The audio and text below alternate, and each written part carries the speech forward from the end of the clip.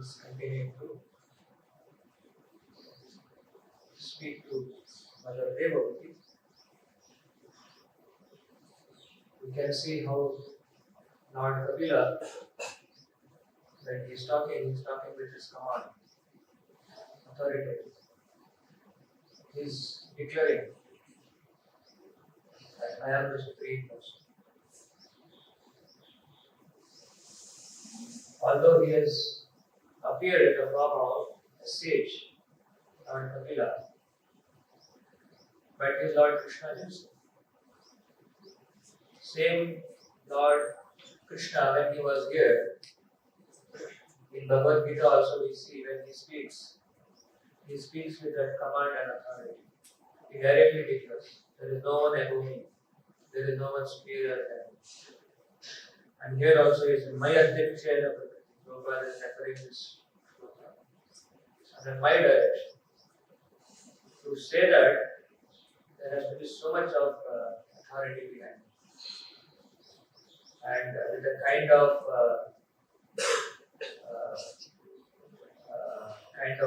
control that he is able to exercise over the creation, you can see that.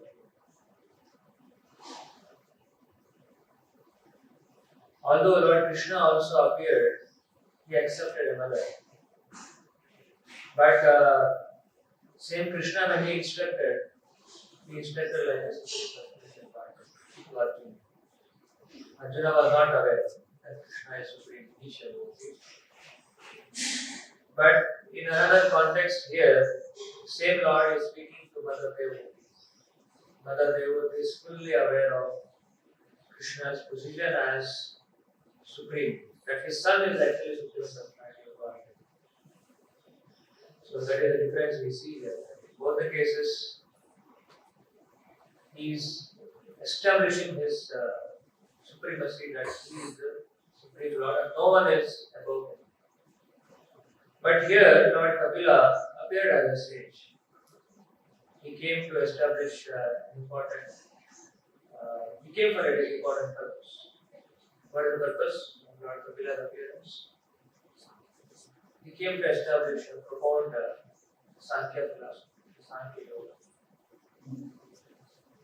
so that we will be seen as an authority of Sankhya Yoga system. Of course, Lord Krishna also spoke about Sankhya system in Bhagavad Gita, but same thing has been very elaborately narrated by Kapila. And he has just started to begin here. Of course, many further chapters Lord Kapila elaborately talks on that. But when he appeared as a sage, he is establishing that authority also, because in a Vedic parampara, just like in Bhagavad Gita, Krishna cites an example of various sages who accepted him as authority. Sages also become an authority to the Vedic conclusions. Asita Devala Narayana. Krishna quotes that in his message. That how great sages also have accepted him as supreme. And same Krishna is appearing here as a great sage, as a Muni. And he is none other than Krishna. But although he is in the form of a Muni, he is talking like a supreme person. That is something unique that we can see. So here he is saying that it is because of this supremacy that many things within this creation is actually functioning. So within this creation we see all these factors, this phenomena we see. Wind is blowing, without wind we cannot exist, we cannot sustain. And sunshine is a very important element of sustenance. We need sunshine for vegetation, for sustenance. But if the same sunshine is excessive, that is also not good for us. And there is a requirement of rain again in this creation because Parjanyana Sambhavaha, it is because of rain that grains subsist. And the human being or the living being subsist on the grains and are bhavanti bhutani. So there is a need of rain also in this creation, within this creation. And there is fire also as an important element. It is also an important aspect of sustenance. Because fire is required. Within our body there is a fire system, there is a need. Without fire, you can't digest the food we have. At the same time, fire is also required for various other daily sustenance. Lord is saying here all these things are happening out of all these phenomena or functions are carried out by respective controllers out of fear of Supreme Personality of God. Because of fear of the supremacy of the Lord. Someone who is superior, he elicits that command and fear from his subordinates. And more specifically, Lord Krishna is mentioning here because in the previous verse, Krishna mentioned that Bhayam Tivram Nivartate. Bhayam Tivram Nivartate.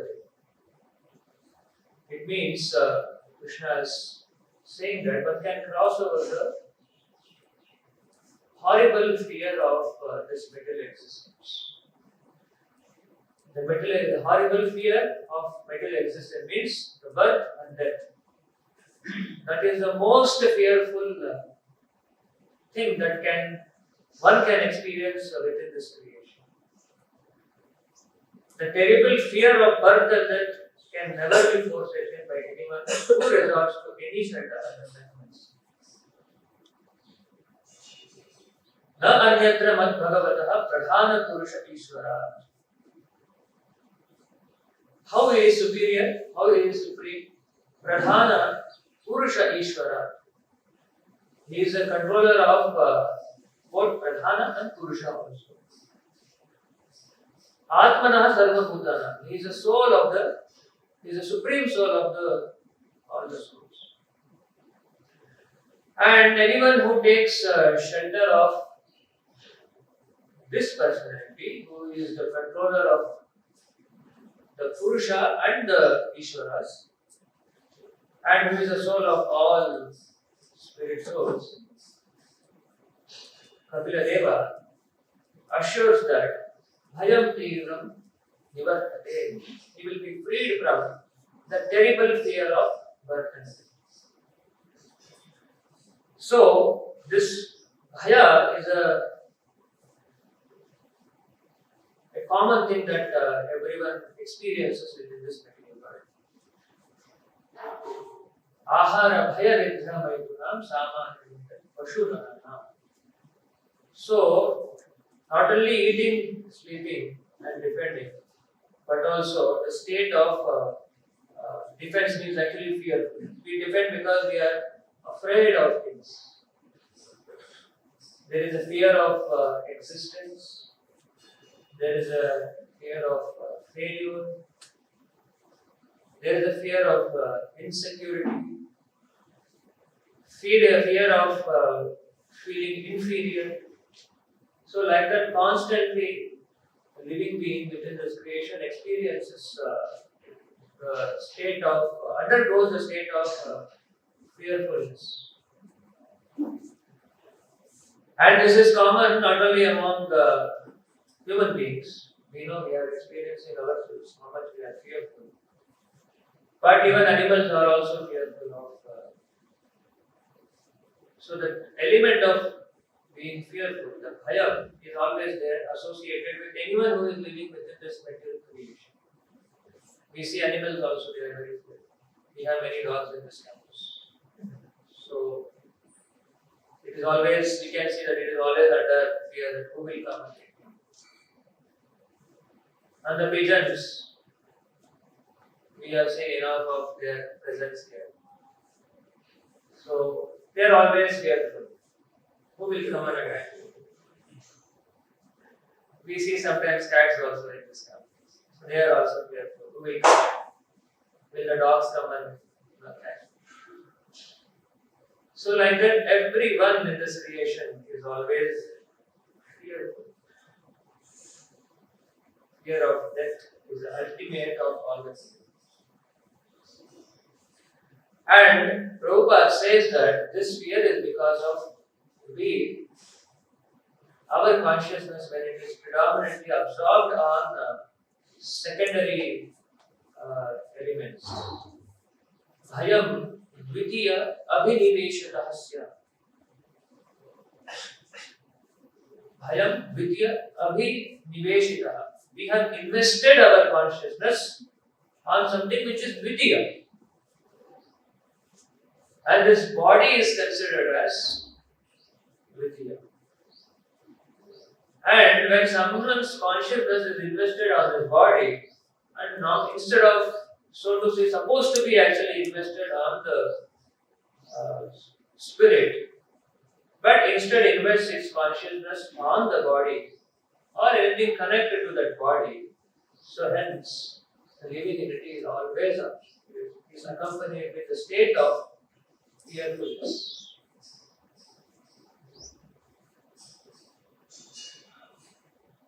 This can be the situation of anyone within this situation.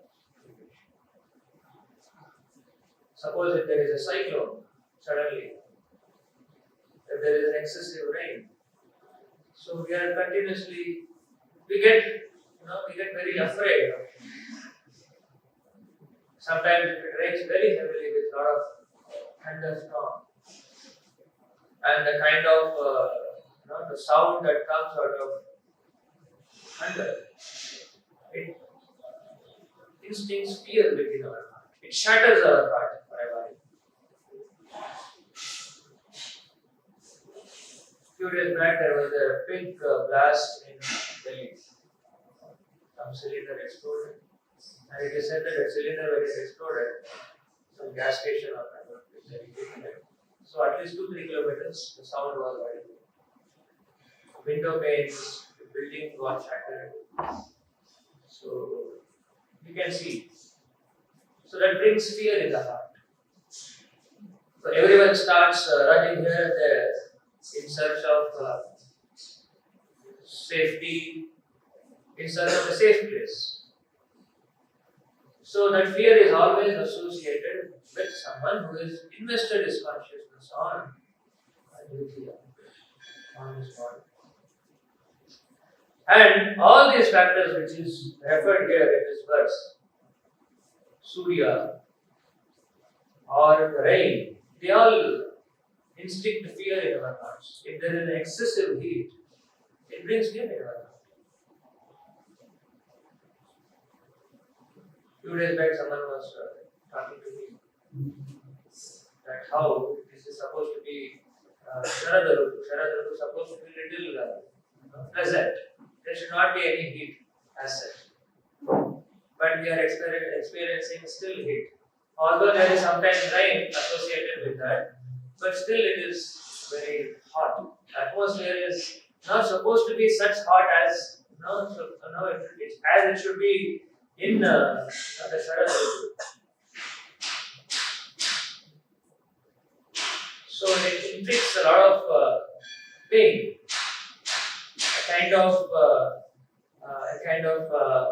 an irritation. So if there is excessive heat, it brings fear. We can't tolerate that. And if there is excessive rain, we can't tolerate that. And the ultimate of all the fear is Mrityu Charati Tat Mat Bhaya. Mrityu, the fear associated with Mrityu is the highest form of the fear that one can experience. And Krishna is saying here, Lord Kapila is saying here, that all these things are working under my fear. When these elements inflict fear upon the people who have accepted body as predominantly under their consciousness, but these elements are in turn working under the fear of the Supreme Lord. The Agni, Vayu, Mrityu, or the Surya, or the heat, all these are energies of the Lord. They inflict fear on the living entities here, but these very energies are also working under the fear of the Supreme Personality. So, Lord, in that sense, He is showing here that how He is supreme. In the previous verse, He said that anyone who surrenders to me will become fearless because He is supreme. Now He is showing that how He is supreme, how He can award that fearlessness among the devotees. Because this trouble of experiencing the fear is for one who has accepted body as everything. But a person who is absorbed in his spiritual consciousness, who is absorbed in Krishna consciousness, for him also this will exist, but he is never afraid of such phenomena. A person who is absorbed in Krishna consciousness is abhaya. He is not fearful of these material circumstances. In Bhagavatam, Krishna says that a devotee is abhaya. He is indifferent to whether he is in a state of hellish condition or whether he is in a state of heavenly condition. Can you say the verse? What is that? Narayana Parasarve Natadashana Vidyati. Natadashana Vidyati. They are not afraid. Swargha Pavarga Tulyeshu. For them, whether hell or heaven doesn't matter any difference.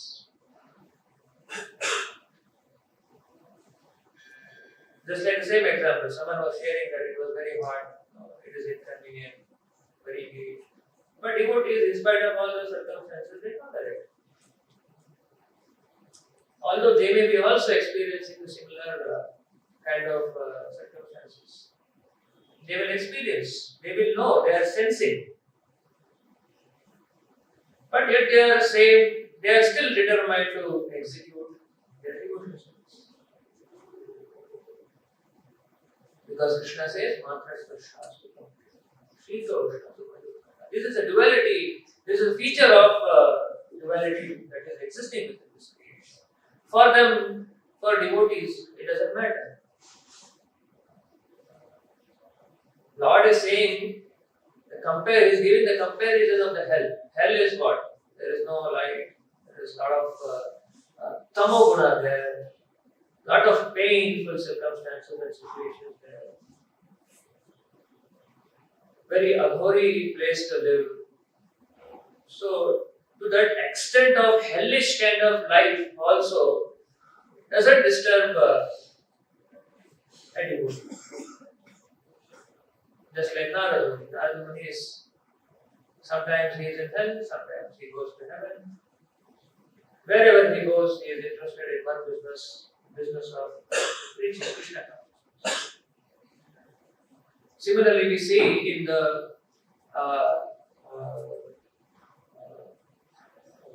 behavior of the Leela of Sri Prabhupada, that he is indifferent to any kind of adverse situation. Sometimes Prabhupada would be in a place which is very materially convenient place. Sometimes he may be also in a very difficult and delicate situation, but is not disturbed by any material circumstances. The highest point of disturbance is experienced at the point of the death. And Prabhupada exhibited that how he is, even at the point of circumstances where one can be highly disturbed, he is highly engaged in Krishna consciousness. At a point of circumstances which can create the highest disturbance, he is engaged in highest degree of Krishna consciousness. When he is about to leave his body, we see that he is still engaged in Krishna consciousness. His mind is absorbed in Krishna consciousness. So that is the position of a devotee, that is abhaya. Because a devotee is a hero. In the 16th chapter, this talks about divinity, the qualities of divinity and demonic qualities. Abhayam is one of the important qualities of the devotee. It is referred as a Daivi Sampati. Sampati means property. Property is something which we possess. Right? It is possessed by us. And Daivi Sampati means it's a property of divine qualities. And the great devotees of the Lord, they always possess those Daivi Sampati. Because they are always absorbed in Krishna. Their mind is predominantly occupied in Krishna. So, this absorption of mind and consciousness on Krishna or subjects that are connected to Krishna makes them fearless. Just like Prahlad Maharaj, he was not fearful of the kind of circumstances that he was going through when he was being punished by his own father, the various hellish kind of circumstances. He was put to various kind of hellish circumstances. He was not disturbed. Simply absorbed in Krishna Bhakti, in Vishnu Bhakti. So, that is what Krishna is, Kapila Muni is trying to say, that a devotee will become fearless when he is absorbed in, when his mind is absorbed in subject matters connected to spirit. And he is seeing how he is supreme. Those things which inflict fear on living beings within this creation are controlled actually by the Lord Himself. They work under His fear. They conduct their functions out of the fear of the Lord. Even the fear personified also is fearful of Krishna.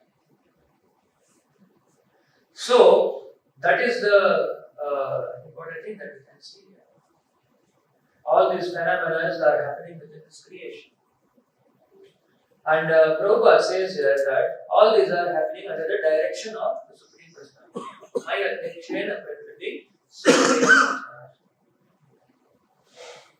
But the scientists or the scholars, they won't be able to understand that how these functions are carried out by the order of Supreme Lord.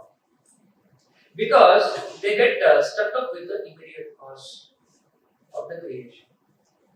They try to analyze, they try to know what is the ultimate cause of the creation, or what is the ultimate cause of happenings within this creation.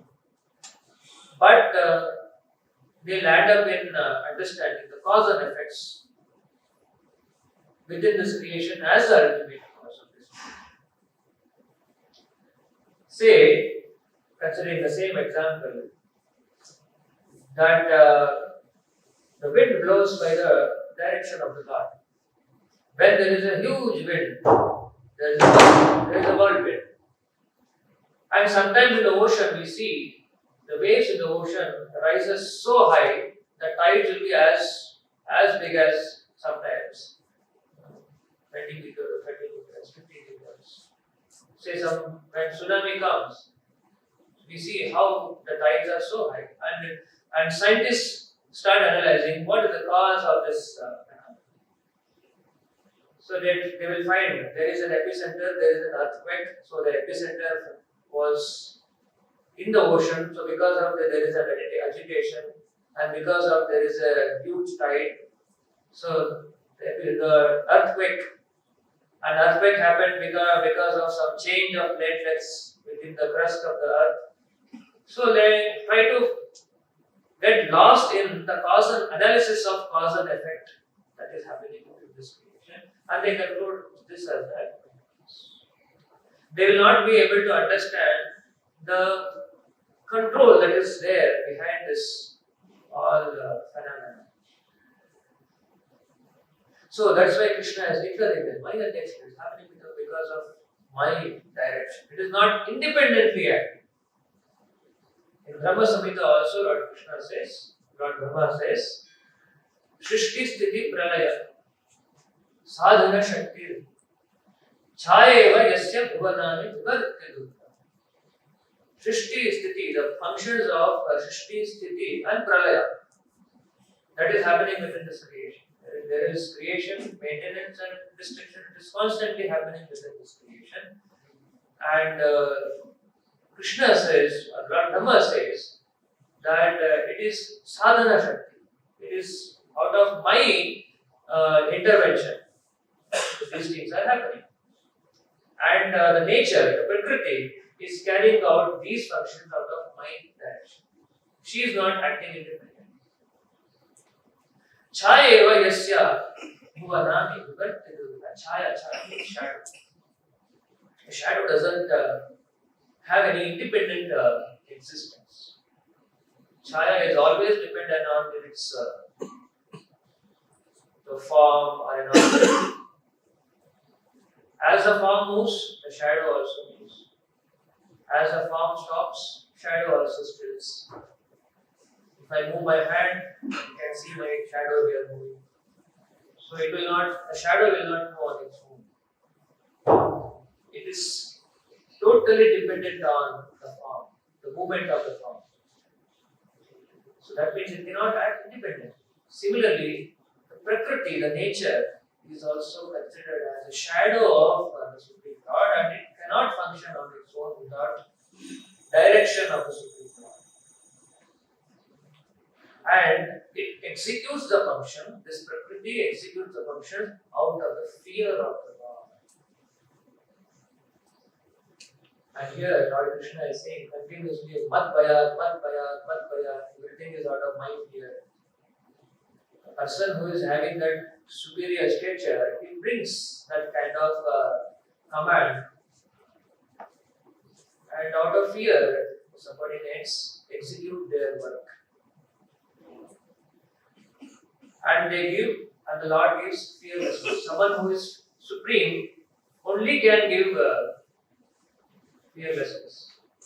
Someone who is having that command and authority can give that fearlessness to his subordinates. Just like in our managerial arrangement, sometimes devotees, when they are into a trouble, a kind of situation where they got into some kind of mess, either in their service or in their life, they immediately they approach their immediate authorities. And the immediate authority, because of this the power or the authority that he has received from his superiors, he is able to analyze the problems at the macro level. And he will assure, hey, it's not a problem, don't fear. Don't worry, no problem with this. I will take care. So what happens immediately? Subordinate gets relieved. So a person who is invested with that superiority, so that supremacy, is able to give that fearlessness among his subordinates. And here Lord is continuously saying that everything is happening here because of one Maya, because of my fear. Common man, when he reads this, will not be able to understand.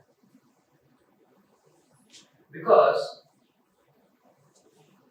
generally no one wants to work out of fear of someone. Right? We also see sometimes people, मुझे किसी से डर नहीं, I'm not afraid of anything. I will do on my own whatever I want. Sometimes we have seen in argument between two people. आप जिसको भी जाके बोले तो बोलो, मैं किसी से डरता नहीं. I have seen that argument sometimes. Why? Sometimes it is seen that being fearful of at least someone who is superior to us, our consciousness, our mind doesn't allow to be being fearful of someone means I have to be subordinate of that person, right? That is the understanding. Because all these functions are being executed out of fear of the Lord. Why? Because they are subordinates. A subordinate is always having that fearful attitude towards his superiors. But sometimes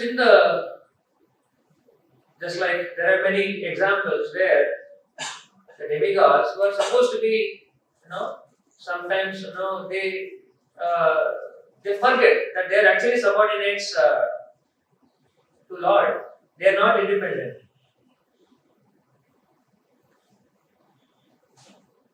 The various demigods are actually playing the role of administrating in this, managing the administration within this universal management. As Prabhupada says in this purport, so various demigods are all departmental heads. The government of Supreme Lord consists not only one planet, there are many planets. So there are so many planets, and there is need of so many demigods. There is need of so many agents who can work under the direction of the Supreme Lord to conduct the universal affairs, to manage the universal affairs. Because there are living beings within this creation, they need to be facilitated with various things. So to facilitate those things, some people should act as agent of the Lord. And someone who has agreed to remain, who has understood the supremacy of the Lord, for him, that adhikara is given. That's why demigods are known as adhikara deva. That adhikara is given. Adhikara of managing the universe. All the affairs related to management of the universe is handed over to them. Why? Because they have accepted the superiority. They have accepted that Lord is supreme, I am the servant. I am supposed to execute as per His wish.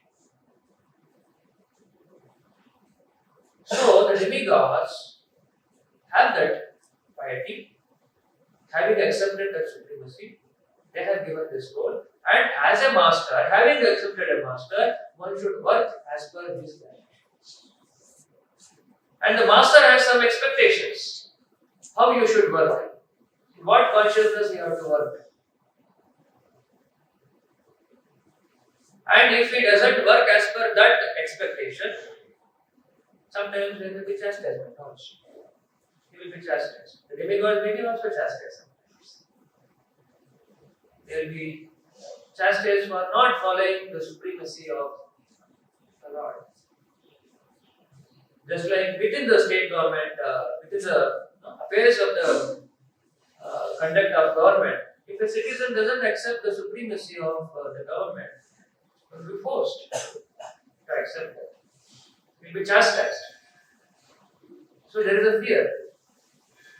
There is a fear of chastisement, there is a fear of punishment also. And with that fear, the law and order is maintained. But if the living entity rebels, oh, why I should be fearful of someone? Then that is not the natural state of the living entity. So the demigods are executing their affairs when they are fearful. It is because of this understanding that they are fearful.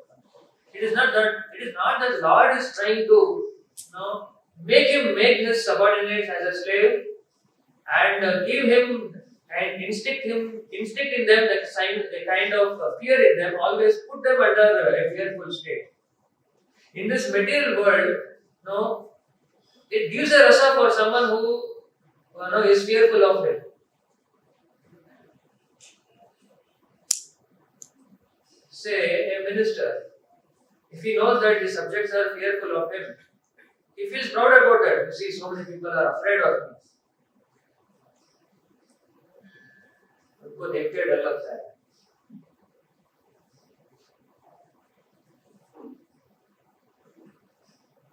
When we meet some government agents,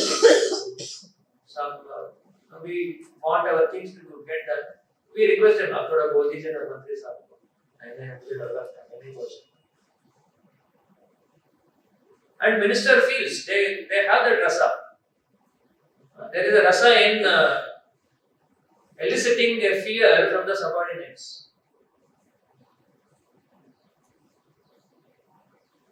But that is again another material sense.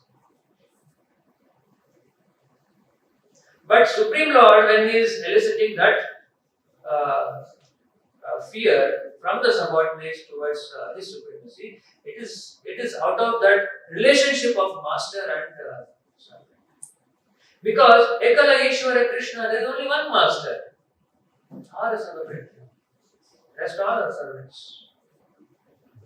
It is not that Lord is wanting to push down the living entity to always exist under a kind of fearful kind of relationship within the master, within Lord and his associates.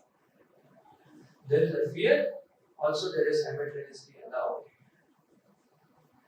That fear is out of loving relationship.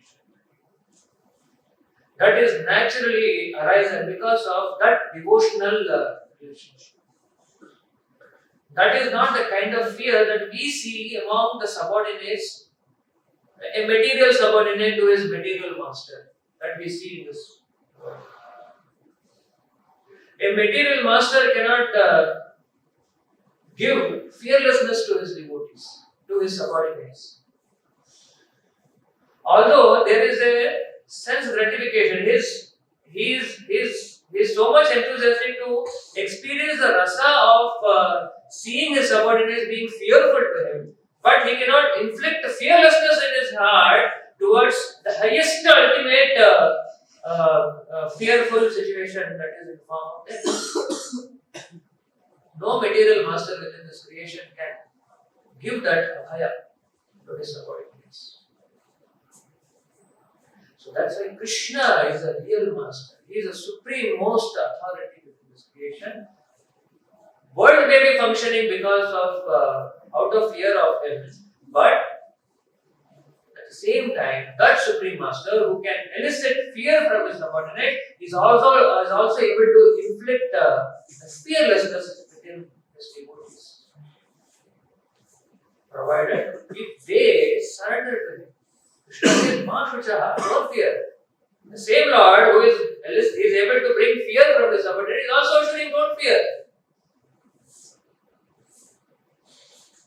He is not so much like not taking rasa or pleasure out of seeing his subordinates fearful of him.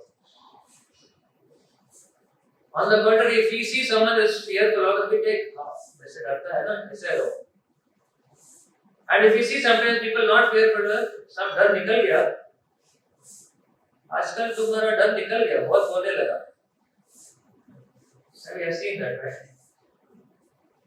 So only Krishna can elicit fear. At the same time, he can also give fearlessness to his subordinates, those who are surrendered. And those who are not surrendered to him, Maya will give always to remain under the fear of this Janma Mrityudara. He is always put under the state of anxiety because he has accepted his body as human. And he is always struggling for ahara, bhaya, nidra. There is a sense of, there is a fear element associated with all these four factors. There is a fear associated with ahara. You don't get proper food, sustenance. There is a fear of sustenance. Nidra, today sleep is a big problem. It's very difficult to get sleep. So much of anxiety in the mind, so much of trouble that mind is undergoing in this world. Tapatraya, so much of tapatraya. He's not able to speak. There is so much of problems or fear associated with family life.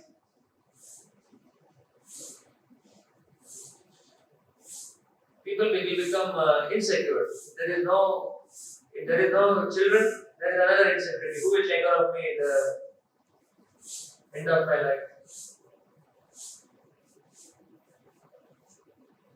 So, like this, if we don't become subjugated to the supremacy of the Lord, then we will put to be always remain fearful under the shelter of this material nature. So, that is the supremacy of the Lord. And here Prabhupada says that all these things people may think is very sentimental. Mayavadis or the materialists may think this is very sentimental. Vaishnavas are very sentimental. They are simply making someone as the impulsion may say that the Bhagavatam devotees create and imagine someone as a Supreme Personality Godhead and assign qualifications.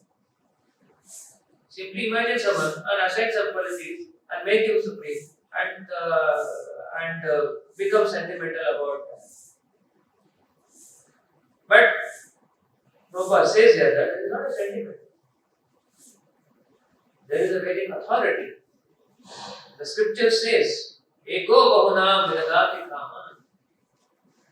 Nityo nityanam chetana suchetanam. Lord is always superior and there are circumstances. There are references of various scriptures where Lord is always supreme. Everything within this creation is working under His direction. So that is what we can see here, that how everything is working under the direction of the Lord. And someone who surrenders to the Lord, for him, these factors doesn't have any influence over his consciousness. So devotee is always abhaya, he is fearless. And all these phenomena which brings fear in the heart of the people who have accepted body as everything, for them, for the devotee, these things doesn't bring any kind of fear in their heart. That's what we can see here. Stop there.